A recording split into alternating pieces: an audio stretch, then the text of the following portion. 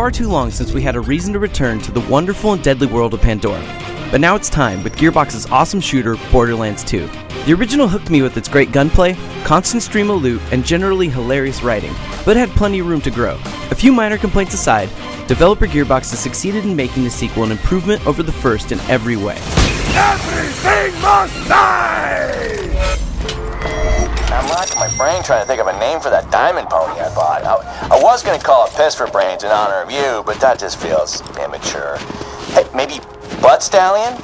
Nah, that's even worse. I'll tell you what, I'll give it some more thought. The story of the original Borderlands was clearly shoehorned in around the gameplay. It had moments where it came together, sure, but overall it felt flat and forgettable. With Borderlands 2, the studios really upped their game, weaving together all the characters and jumbled plot points of the first game into a story that makes sense. You play as a vault hunter, essentially a badass treasure hunter who's on Pandora to look for vaults. Sadly, Handsome Jack, the game's villain, has other plans, and before you know it, you're wrapped up in a quest to stop Jack from destroying the entire world.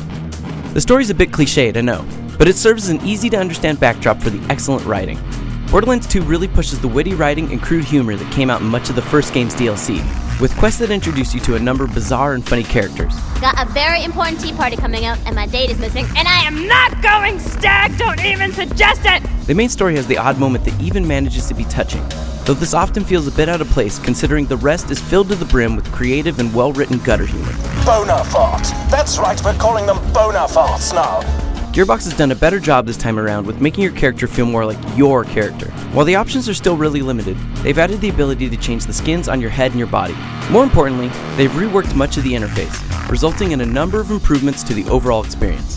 There are subtle things, like the way the menu pulls outside your character, the addition of more options to sort your quests, and an always-on minimap that makes Borderlands 2 feel much improved over its predecessor.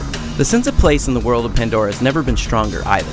The lands you explore and the creatures you fight all establish the feeling that you're on a world that feels at once alien and somehow akin to Frontier America. And while you return to a couple environments from the first game, the new, sprawling sections of the world you get to explore are diverse enough not to become boring and pretty enough to occasionally warrant a good look around. Sadly, occasional technical issues did pull me out of the experience, but since they're seemingly random, it's hard to say whether you'll see them on your platform of choice. From parts where objects and enemies got caught in the world, to scenes like this, where the gunzerker gets trapped in a cycle of death. There's also a tiny bit of texture pop-in that occurs across all platforms.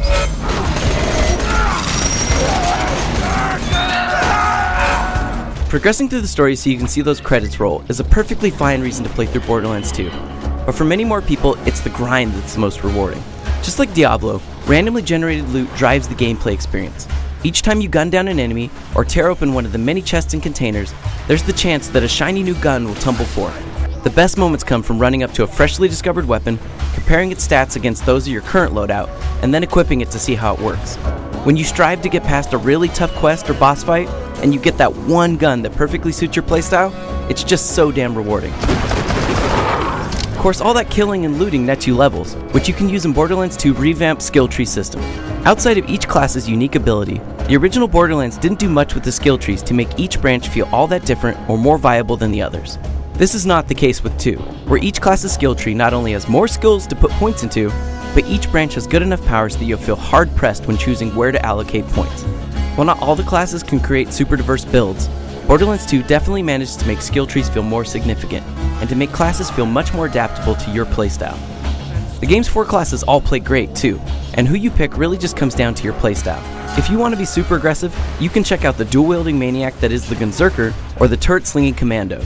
Those of you who appreciate a bit more subtle approach can play the magic-feeling siren or the ninja-like assassin.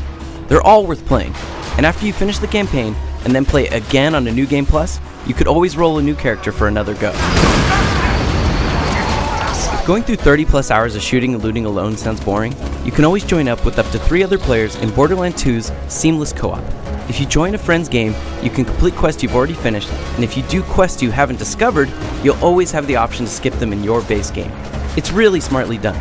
Less smart, though, is the fact that the loot is shared between all players, meaning if you're playing with strangers or even gung-ho friends, you'll need to work to get the loot distributed equally. My advice? Pick your partners wisely unless you want to be frustrated. Alone or with friends, Gearbox knows how to make a shooter. The enemies are varied enough to keep engagements interesting, and the shooting controls feel appropriately snappy, making combat something to look forward to. Vehicles are also still present in Borderlands 2, though like the first game they're still largely underutilized, mostly just serving the purpose of getting you from A to B. Still, the occasional mission that makes use of them makes for a good change of pace.